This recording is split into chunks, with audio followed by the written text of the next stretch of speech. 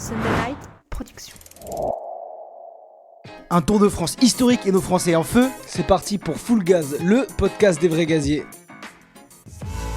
Full Gaz, plongez dans l'actualité du cyclisme professionnel avec la tête dans le guidon. Salut les amis, resserrez vos chaussures, rentrez les épaules et gardez la tête dans le guidon. Bienvenue dans le podcast Full Gaz, présenté par LTDG depuis Orléans. Et oui, on n'est pas vraiment à Orléans, on est à Sens, entre Troyes et Orléans. Et on est en pleine route sur le Tour de France, vous savez qu'on suit tout le Tour de France. Et du coup, dans ce podcast, dans ces éditions spéciales Tour de France, on va vous parler de toutes les coulisses du Tour, de tout ce qui se passe sur les routes et dans les paddocks, dans les coulisses. Et on a beaucoup de choses à raconter. Déjà Grégoire, est-ce que toi t'as la forme là? C'est la journée de repos. Et la repos pour les coureurs, mais aussi pour nous, non? Ouais, ça fait du bien en vrai de se reposer un peu. Là, on a pas mal enchaîné. Ça fait bientôt 9 étapes, ça fait 9-10 jours quoi qu'on enchaîne les étapes, les heures de voiture, qu'on va au départ, aux arrivées et tout. Et c'est vrai que là, ça commence à tirer. Moi, je suis un peu fatigué. T'es comment toi aujourd'hui?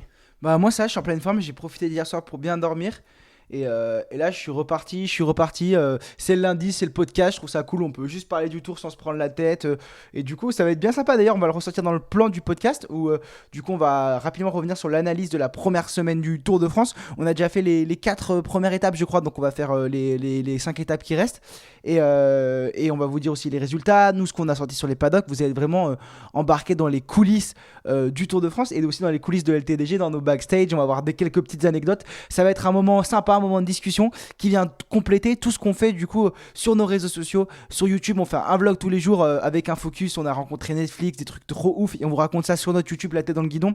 Et sur nos réseaux sociaux on raconte des histoires de sport et on va à la rencontre des supporters. Et franchement donc n'hésitez pas à aller voir notre travail. Et là on va vraiment parler sport, on va vraiment parler de toutes nos coulisses et ça va vraiment être complémentaire.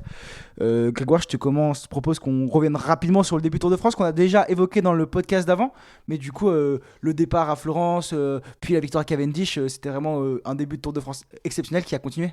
Bah ouais, c'était un début de Tour de France de ouf et ça a bien continué. On s'est arrêté à l'étape de Saint-Vulbas, là, le podcast de mercredi. Et là, cette fois-ci, on est parti le lendemain sur une étape Macron-Dijon, une autre étape de sprint transition où Groenewegen s'est imposé. Et j'ai envie de dire, c'était le seul jour de ce Tour de France pour le moment où il n'y avait pas une grande première ou alors le vainqueur n'était pas un peu un vainqueur événement, tu vois. Ouais, c'est vrai que le Tour de France, le départ avec le maillot jaune de Romain Bardet, avec la victoire de Kevin Vauquelin, avec la victoire de Marc Cavendish, on a eu un départ tonitruant. Et du coup, sur cette étape Macron-Dijon qui était réservée pour les sprinters, on a eu Groenewegen qui s'impose devant Binyam Girmay et Fernando Gaviria. Donc une étape somme toute normale, même si quand même Dylan Groenewegen, moi je l'attendais pas à ce qu'il remporte une étape si rapidement. Surtout quand tu vois que Philipsen, on va en reparler, il passe un peu à côté, là, il est encore déclassé. Mais ouais, moi, Dylan Groenewegen, l'arrivée lui convenait, tu vois, mais vu que c'est un championnat du monde des sprinters, je m'attendais pas à le voir gagner. Je sais pas toi qu'à voir. C'est vrai qu'il y a un plateau de ouf. Il manque que juste Jonathan Milan et Tim Merlier sur ce Tour de France pour avoir tous les meilleurs sprinters du monde, j'ai envie de dire. Olaf Koy peut-être aussi. Mais la starting c'est ouf et Philipsen, celui qu'on voyait comme l'archi-favori, il n'arrive pas vraiment à performer. Alors comment on peut expliquer ça? Peut-être aussi un Van Der Poel qui est en dedans. Un Van Der Poel qui est pas dedans, je trouve qu'il est pas à son meilleur niveau. Et on sait que ça a été l'année dernière le meilleur poisson pilote du monde et cette année il galère un peu plus. Peut-être c'est en vue des JO, il n'est pas encore au top de sa forme. Ceci étant que là, pour avoir encore une fois resserré comme l'année dernière à Bayonne, Wout van Aert contre les barrières, il a été déclassé le Philipsen. C'est un peu Jasper Disaster là, tu vois, sur ce tour. Ouais, grave. Et en parlant de Jasper Disaster, on avait appris ce surnom dans la série Netflix. Et nous, ce jour-là, on était avec Netflix. Donc Netflix nous a ouvert ses portes. Et franchement, c'était une expérience de fou de voir l'organisation de la série Netflix sur le Tour de France qui permet à beaucoup de nouvelles personnes de s'intéresser au vélo. Et du coup, on s'est rendu compte qu'il y avait, donc il y avait 7 équipes de 3 vidéastes, preneurs de son qui étaient dans les équipes, donc qui suivaient les équipes, et il y avait une équipe en plus volante de 3 qui allait un peu chaque jour dans une équipe différente prendre un peu la température. Et on s'est rendu compte qu'il y avait 80 personnes qui bossaient tous les jours sur place sur la série Netflix et que en gros Netflix avait accès à tous les dérushs de France TV et du Tour de France et que c'était un travail de malade. Grégoire, T'as kiffé ce moment? On allait dans le broadcast de France TV et tout. Qu'est-ce que t'en as retenu et qu'est-ce que t'as à dire aux auditeurs qui nous écoutent sur les coulisses de Netflix? Bah, c'est sûr que c'est super intéressant. Moi, je fais partie de ceux qui ont bien aimé la série Netflix, même si en tant que fan de vélo, on a la chance d'avoir des accès de ouf et de traîner sur les paddocks, elle m'a pas appris grand-chose. Si ce n'est que je me rends bien compte qu'en regardant son homologue dans la Formule 1, Formula One, moi, j'avais commencé à kiffer la Formule 1 et essayer de suivre un peu. Et bah là, dans le vélo, j'espère que ça fait un peu la même chose et que ça ramène du monde auprès des coureurs, auprès des paddocks, sur le bord des routes. Après, voilà, on sait très bien que c'est romancé. On a eu la chance de parler avec le réalisateur. Et lui nous a très bien expliqué qu'il est fan de vélo et que c'était romancé, hein. Voilà, Jasper Philipsen, c'est pas vraiment un méchant comme on le dit dans la série. Ben O'Connor, bien sûr que gagner le Tour de France, ça va être compliqué. Il y a plein de choses comme ça, tu vois, qui sont dites, qui sont racontées. En fait, c'est des histoires qui sont racontées pour. C'est un peu de la. C'est pas de la télé-réalité, mais bon, c'est de la réalité un peu modifiée, quoi. Un peu écrite, un peu Non, romancée. je pensais qu'elle est modifiée, mais en fait, on vient surtout essayer de vulgariser le sport et du coup, on prend des exemples qui sont facilement compréhensibles. Et je pense que Ben O'Connor et Decathlon G2R avaient énormément bien ouvert ses portes l'année dernière, ce qui a permis de raconter de belles histoires. Et d'ailleurs, nous, on traîne souvent sur le paddock avec Decathlon G2R. Vous savez qu'on bosse avec Decathlon sur tout ce Tour de France qui nous finance notre Tour de France. Donc, franchement, on les remercie qui nous permettent de vous raconter tout ça et d'avoir accès à toutes ces coulisses. Et du coup, c'est vrai que cette année, là, on a rencontré les équipes Netflix qui sont dans le camion dans le bus avec Decathlon G2R à la mondiale. Et c'est super intéressant de voir que en fait ils filment plein de moments. Parfois même on parle à Julien Jordi ou en DS ou à Vincent Lavenu en off, et bam, ils mettent le micro au-dessus de nous, ils braquent la caméra sur nous pour justement essayer de choper tous les petits insides et raconter après une histoire. Et ce qui est bien, c'est qu'ils le racontent en différé, donc il n'y a pas moyen de trahir des secrets d'équipe. On est vraiment là pour vulgariser et pour rendre accessible le vélo. Et donc je trouve C'est un travail de documentaire, hein. Ils font un documentaire de toute façon. C'est comparé à tous les gens qui veulent utiliser les images, ils les utilisent pour du direct, pour de l'information. Eux, ils l'utilisent pour faire le montage qui dure jusqu'à l'année d'après, quoi, en gros, pour raconter le Tour de France d'avant et ouvrir les coulisses. Donc c'est vrai qu'il n'y a pas trop de secrets à trahir. Vendredi, Grégoire, on passe à l'étape suivante, c'était un chrono. Donc sur ce chrono, on a vu une superbe bataille à 4 avec Evenepoel, Pogacar, Roglic et Vingegaard.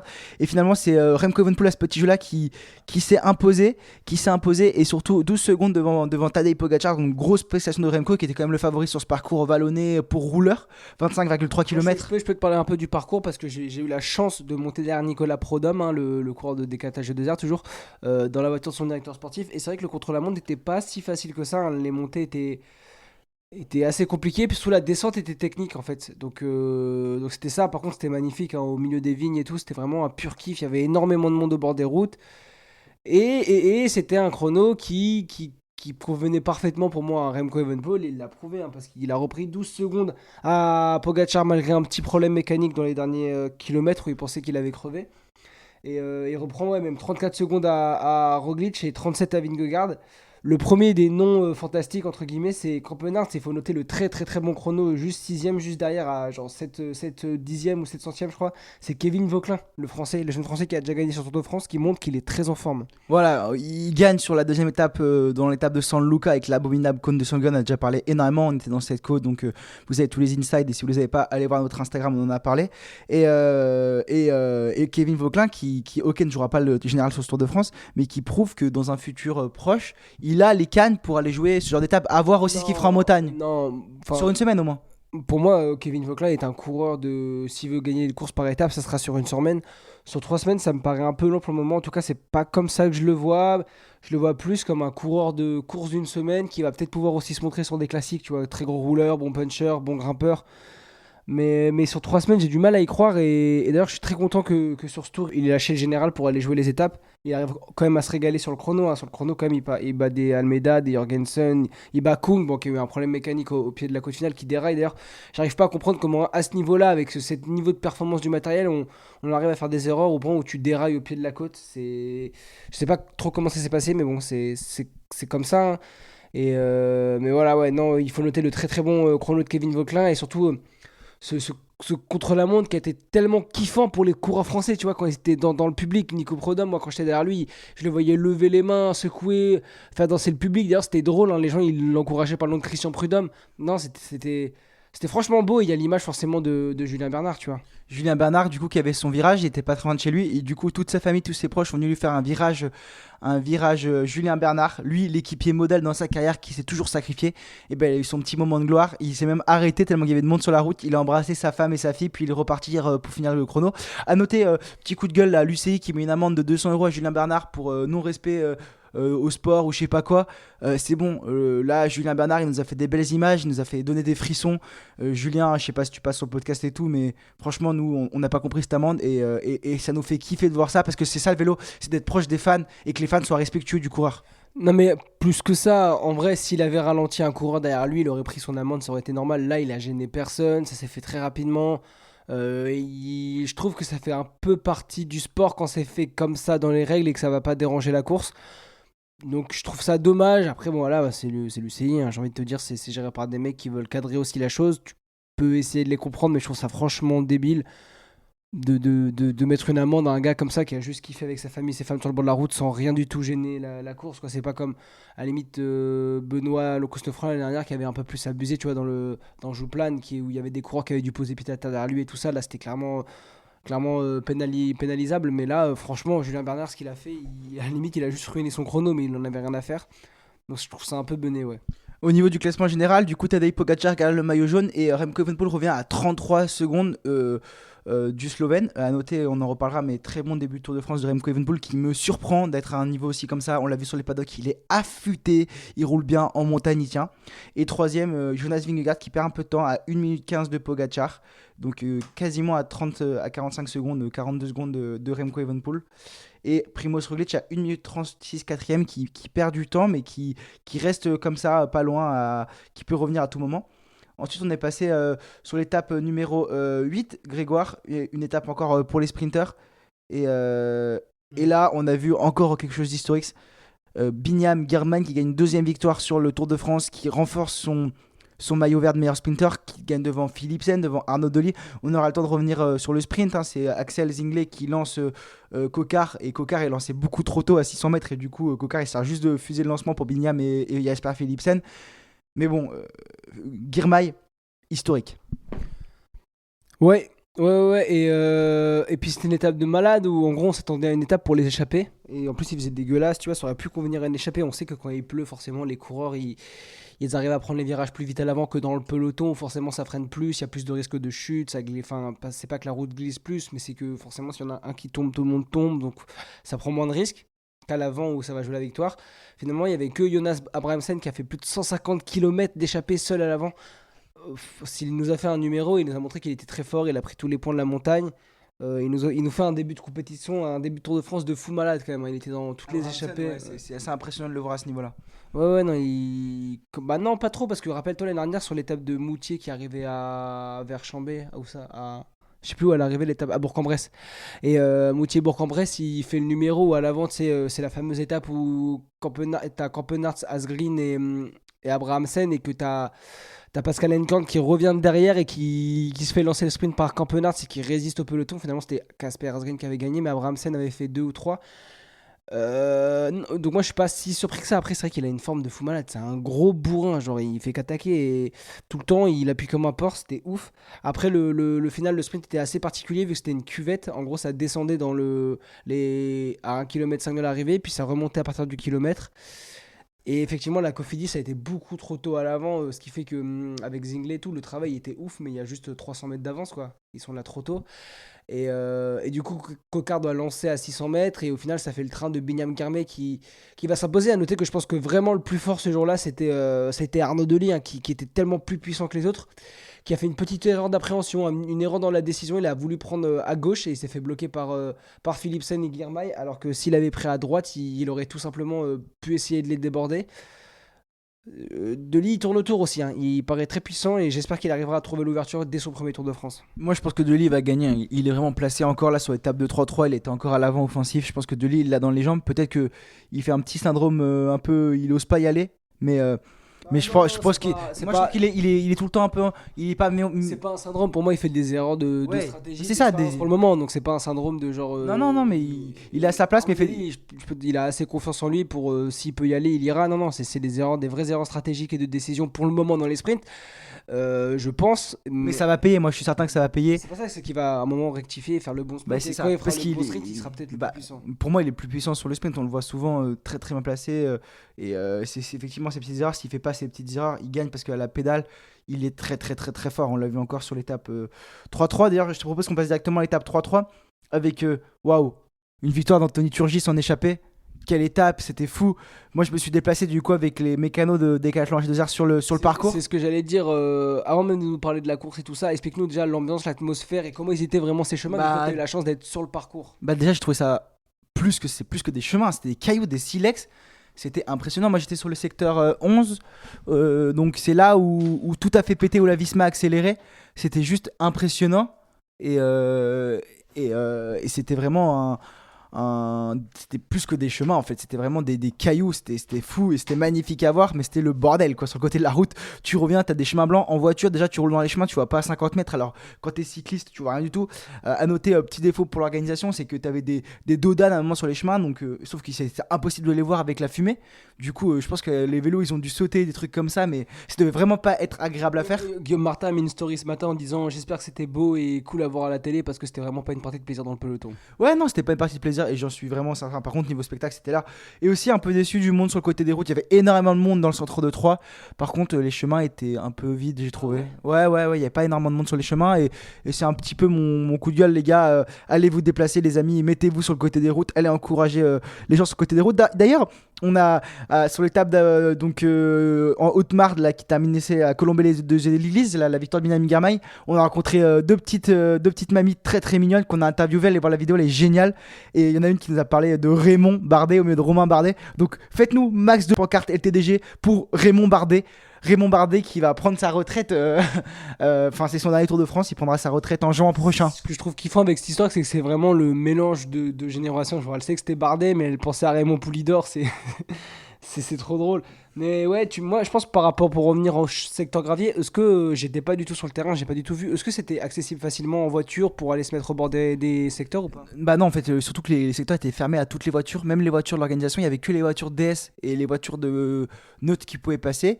Les autres voitures d'assistance et tout, les assistants ne pouvaient pas passer sur les chemins. Toi, tu y es passé sur les chemins? On y est passé parce qu'à un moment il n'y avait pas le choix et qu'on était en après-course, mais sur la course t'avais pas le droit d'y passer. Du coup, il n'y avait pas de voiture sur les chemins et c'était mieux comme ça. Et du coup, mais par contre, les chemins étaient relativement courts, donc tu pouvais te garer sur la route et rejoindre les chemins après à pied. Mais non, vraiment un spectacle magnifique.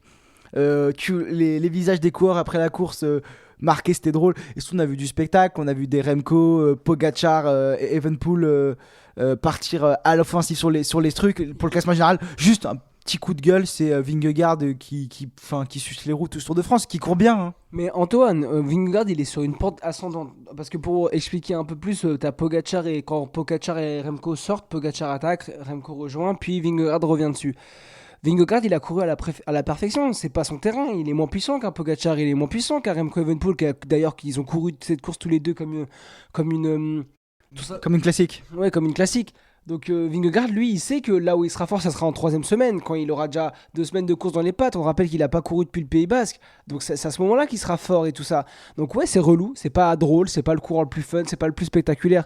Mais il avait une équipe de malades autour de lui avec des Jorgensen, des Wout van Aert, des Laporte qui ont tout simplement géré toutes les attaques de Poggi et de Remco toute la journée. Et ben Vingegaard il a raison, il est resté derrière, il avait aucune raison de rouler avec Remco et Pogacar, il avait aucune raison d'attaquer sur cette étape et son seul objectif lui c'est d'attendre le dernier contre-la-montre à Nice, c'est d'attendre, parce que je suis persuadé qu'il sera beaucoup plus fort que sur le premier, et c'est aussi d'attendre les étapes de montagne, d'abord les Pyrénées puis après les Alpes du Sud. Non, je suis d'accord avec toi, mais pour le spectacle, en tant que spectateur, ça fait chier. Mais il a raison de courir comme ça, et t'as raison. Mais voilà, quand tu vois un Remco et Tadej qui font du home trainer ensemble après la course, qui se check et tout le long, qui c'est les meilleurs potes, et t'as Vingegaard, c'est un peu le mec à descendre. Donc Vingegaard, il a raison de faire profil bas et de rien faire et de tuer les roues. Parce que derrière, t'as Remco et Tadej, ils veulent le terminer, et ça se voit même en après et en avant-course. Les deux, ils sont cul et chemise. Et viens, on fout le bordel dans la course, trop drôle. On attaque à 90 km de l'échappée comme si c'était une classique. Mais bon, tant mieux parce que cette course a été magnifique avec une échappée qui s'est créée avec des top Kikok, des Reggie qui a fait un super classement général sur le Dauphiné, Alexa Arambourou, Ben Ili, Lutsenko, Stuyven. Et cette échappée est allée au bout, mais c'est un Français qui a gagné, un Français qui mérite, Anthony Turgis pour le Team Total Energy. C'était juste exceptionnel, il a couru de façon très intelligente. À la fin, t'as Aramburu qui attaque dans le final, qui s'envole tout seul. Non, c'est Lutsenko, non, Stuyven qui attaque dans le final. Et lui, il s'excite pas, il met pas un coup de pédale, il se fait oublier. Ça rentre et il tape Pidcock au sprint et il gagne l'étape la plus dure, la plus belle étape du Tour de France. Il a été parfait, Turgis. Il a été tellement calme, tellement intelligent dans le final. Le seul moment où il n'a pas été intelligent, c'est qu'il savait qu'il avait l'une des plus belles pointes de vitesse et il est sorti d'un secteur pavé à un moment, mais il l'a dit lui-même. C'était tellement grisant, il disait j'étais meilleur techniquement que les autres, donc je pouvais juste prendre de l'avance, attaquer juste à la technique et faire le trou. Mais Et surtout, Jauger qui était en forme ou pas dans le groupe. oui, d'accord, mais du coup il a un peu affolé tout le monde et après il y a Stuyven qui est parti tout seul devant. On sait c'est une brute. Hein. Là il y avait vraiment des classic man à l'avant. Et sauf que Stuyven il se fait reprendre dans le dernier kilomètre et c'est Ben Illy qui fait le taf, tu vois. C'est des Derek J, c'est des Aramburu qui vont rouler et des Romo, tu vois, pour la Movistar qui étaient deux, qui ont fait une sacrée course derrière la Movistar. Mais au final, il a pas bougé, il est resté derrière et au sprint, quand même, quand tu vois les 10 premiers, hein, le top 10, c'est quand même Turgis, Pidcock, Derek J, Aramburu, Ben Illy, Lutsenko, Romo, Stuyven, Girmay, Matthews, Van Der Poel. Non, Ouais, après, je tiens à dire que à partir de Girmay, c'est le deuxième groupe. L'échappée s'arrête à Steven. Donc, mais d'accord, mais genre même, ça veut dire que c'est juste pour dire les coureurs qui étaient à l'avant, c'est juste symptomatique. Là, il a gagné l'équivalent d'une grande classique flandrienne. pour moi, il a gagné le monument de ce Tour de France. C'était l'étape que tout le monde attendait. Il a gagné, Anthony Turgis, avec cette équipe Pro Team, donc une équipe invitée. Et ils avaient tout à prouver.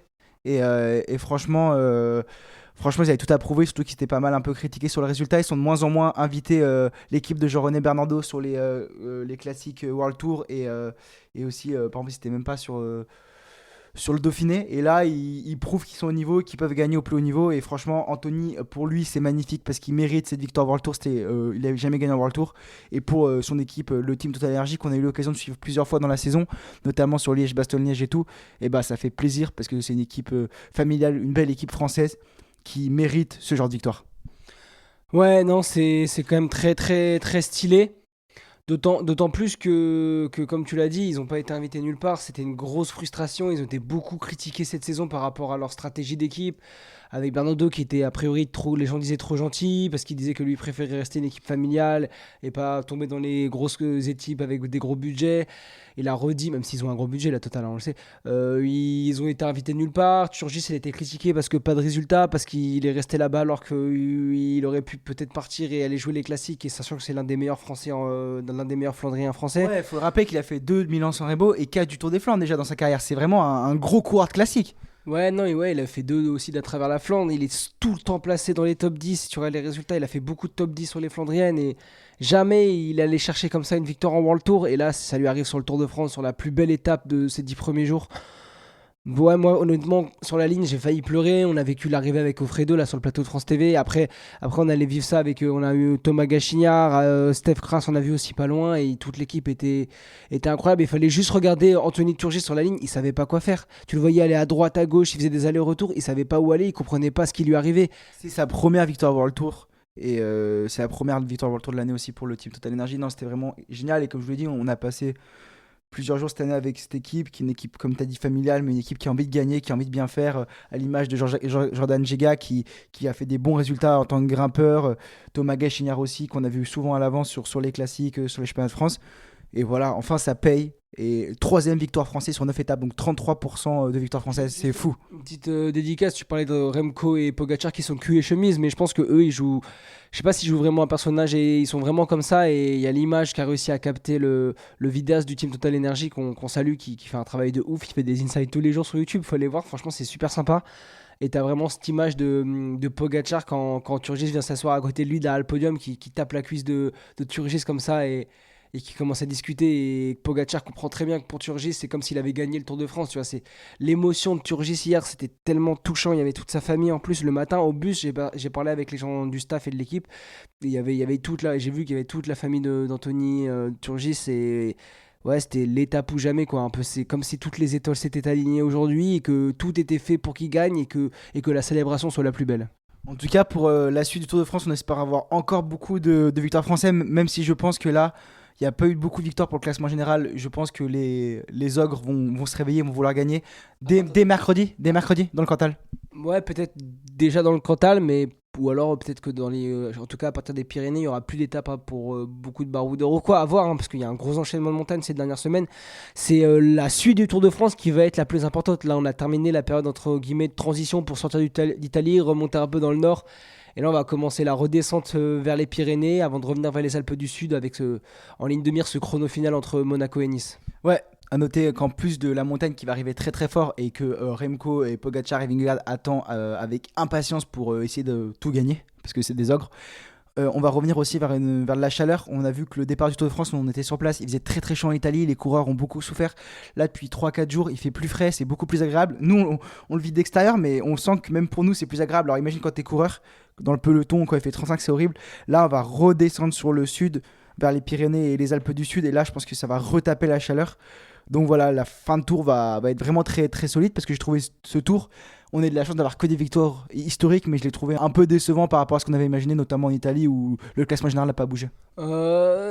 C'est pas le tour le plus compliqué de l'histoire, mais ça fait aussi du bien d'avoir des tours entre guillemets plus humains, tu vois, avec arrêter d'aller faire la chasse aux étapes les plus dures ou les trucs comme ça.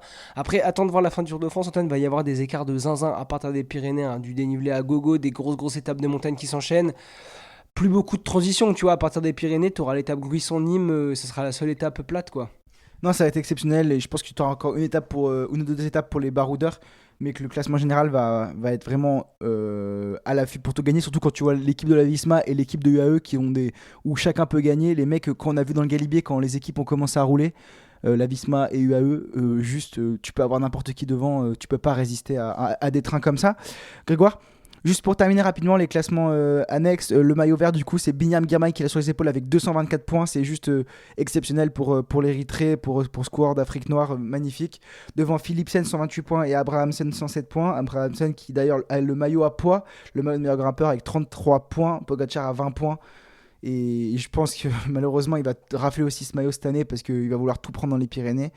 Et Madouas 16 points 3ème. Au niveau du maillot blanc, c'est Evenepoel qui a 1 minute 43 devant Ayuso et 1 minute 58 devant Carlos Rodriguez que j'attends en haute montagne, que je pense qu'il peut être dans le top 5 largement. Pour toi Grégoire, c'est qui la surprise de ce début de tour? Juste pour terminer, moi j'aimerais bien j'ai mis 3 classements. D'abord, la surprise de ce début de tour pour toi. Un mec qui m'a surpris sur ce début de tour, Ouais. Binyam Girmay. Hein. J'ai mis le même parce que on le taillait beaucoup. Dans le podcast, ça nous est arrivé de dire que c'était une étoile filante. Là, il nous a fermé la bouche. Je l'ai dit au début de tour, Binyam Girmay c'est une étoile filante, je l'ai dit comme ça. Mais purée, non, c'est impressionnant ce qu'il fait, je l'attendais pas du tout à ce niveau-là, je pensais qu'il était cramé physiquement et dans la tête depuis sa victoire sur Game of Game. On lui avait quand même mis le point d'un continent sur la tête. On sait que la situation politique de son pays n'est aussi pas compliquée, en Érythrée, hein, c'est une dictature, tout ça. Il est beaucoup utilisé comme un outil de communication pour la population aussi là-bas, pour dire que tout va bien dans le pays au peuple. Donc c'est un peu, j'aimerais bien essayer d'en parler, faire des recherches et faire un truc vraiment enrichissant et en parler de ce coureur et de sa situation autant politique que sportive. Mais moi il m'impressionne, hein. Ouais, pareil. Moi, j'ai mis Binyam Girmay et j'ai mis aussi Remco Evenepoel que je t'en ai vraiment pas à ce niveau, autant sur les chemins blancs qu'en montagne sur le Galibier. Franchement, Remco, ça peut être vraiment le troisième homme et pour le moment, c'est un combat à 3.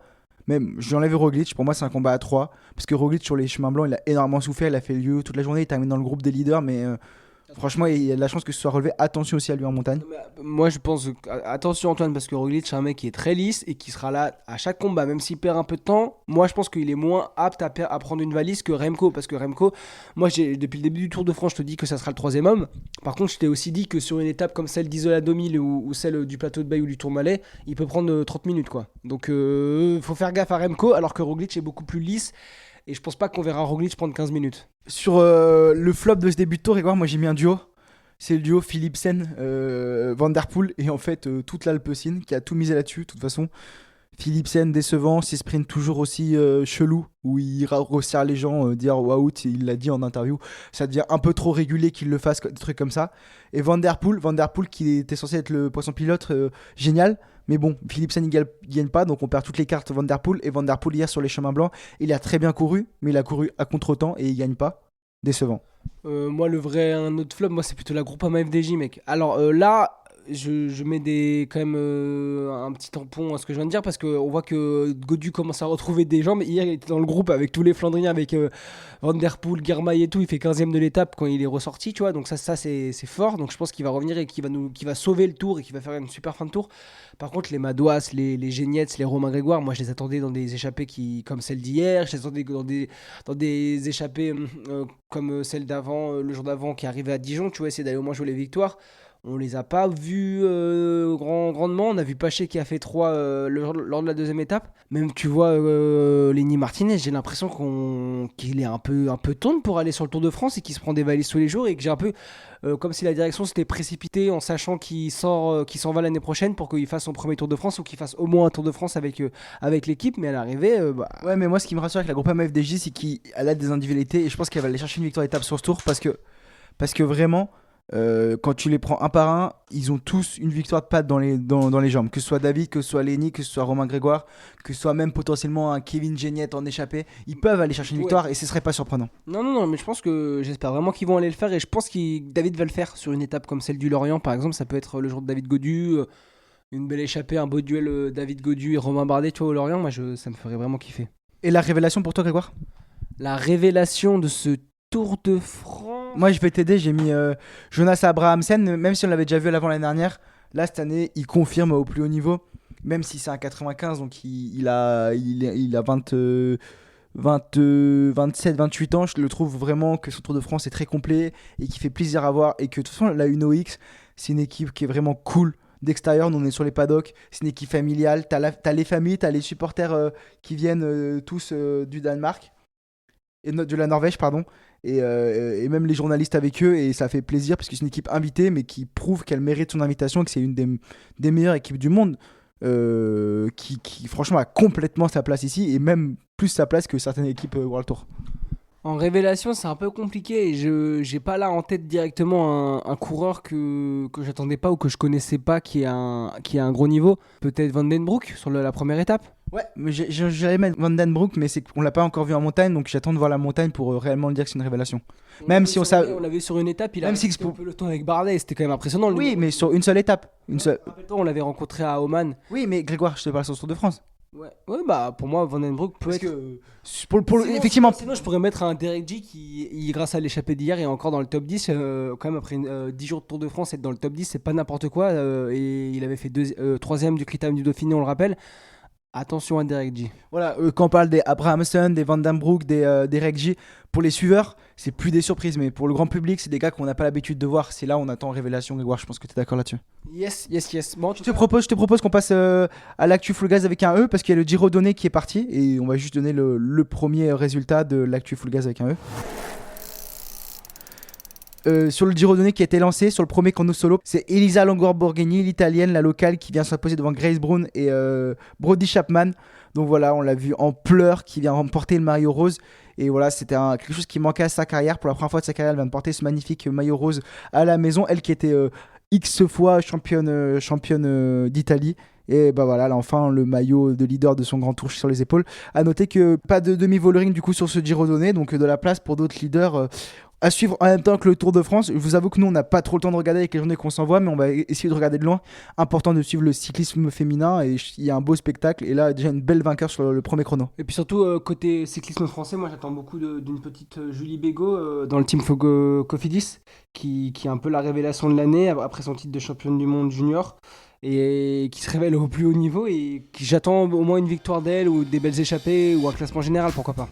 Voilà, l'actu Full Gaz, c'est terminé les amis, j'espère que vous avez kiffé cet épisode. Comme d'habitude, n'hésitez pas à venir nous suivre sur les réseaux sociaux et sur les réseaux sociaux de Dans la tête d'un cycliste. Nous c'est LTDG la tête dans le guidon, on vous fait vivre le Tour de France de l'intérieur et on vous fait des gros bisous et on se dit à lundi prochain.